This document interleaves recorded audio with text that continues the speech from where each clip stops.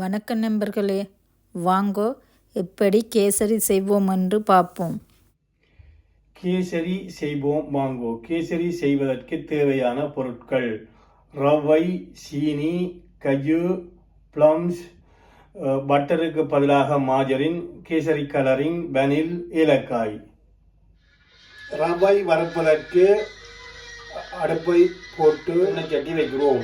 அடையாக அட்டி சூடாகியதுடன் ரவையை போட்டு மெதுவாக கிளறவும். இந்த வீடியோ தொடர்பு கொள்ளாமல் ரவை பொன்னிறத்துக்கு வந்தவுடன் மீண்டும் தொடங்குகிறோம். தொடர்ந்து வீடியோக்குள் போவோம் வாங்கோ. ரவையை மெதுவாக கிளறிக்கொண்டிருங்கள்.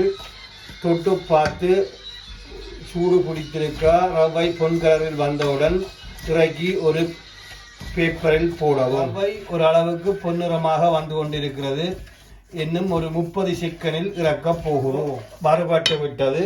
இதனை இறக்கி ஒரு பேப்பரில் ஆற விடப் போகிறோம்.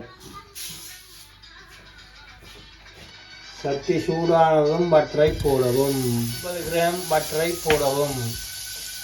பட்டர் கொதித்த கையோடு கஜு பிளம்ஸை போடவும்.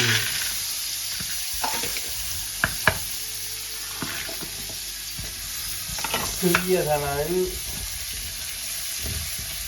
பொன்னிறம் வரை வதக்கவும். கஜு பிளம்ஸ் வந்தவுடன் அதை தனியாக எடுத்து வைக்கவும். அதே வதக்கிய சட்டியில் 1.5 லிட்டர் தண்ணி இடவும். தண்ணி 1.5 லிட்டர் விடுகிறேன். எதற்காக என்று சொன்னால்,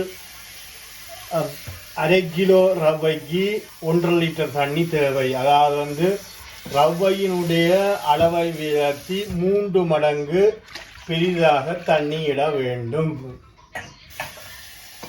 நீங்கள் தண்ணீர் குறைத்து விடுவதாக இருந்தால் இதனுடன் பாலையும் சேர்க்கலாம்.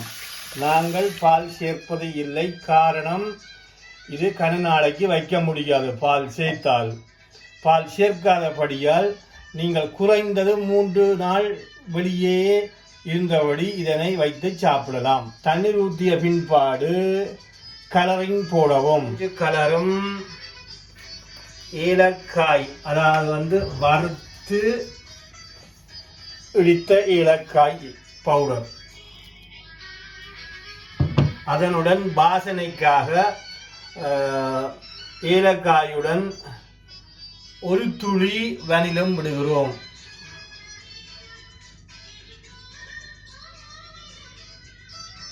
தண்ணி நன்றாக கொதித்து குமிழ் வரும்போது ரவை போடும்போது உங்களுக்கு காட்டுகிறோம். கொதித்து விட்டது. ரவையை விட்டு கிளறுகிறோம். தண்ணீர் நல்ல வடிவாக கொதித்து விட்டது. ரவையை போட்டு கிண்டுகிறோம். கொஞ்சமாக போட்டு விடாது கிண்டுங்கள். உப்பினுடைய வேகத்தை கொஞ்சம் குறைக்கவும்.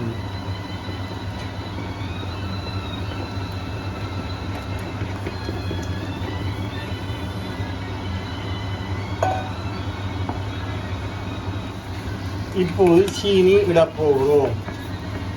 சீனியை போட்டு கிளற போகிறோம். இப்போது கஜு பிளம்ஸு போடுகிறோம். நன்றாக கிளறவும்.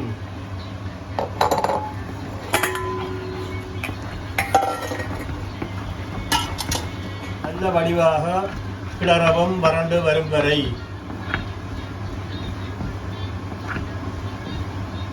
பின்பு 200 கிராம் பட்டர் போடவும். முன்பு 50 கிராம் போட்டு நாங்கள், பின்பு 200 கிராம், மொத்தம் 250 கிராம்.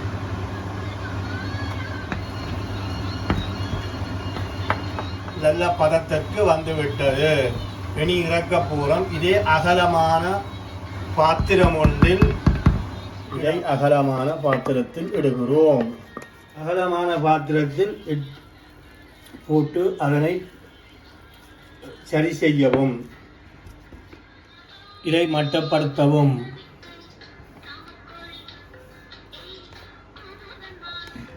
இட்டு அகலமான பாத்திரத்தில் இட்ட கேசரியை மட்டப்படுத்தவும். அப்போதுதான் இது வடிவாக பொலிஷிங்க வரும்.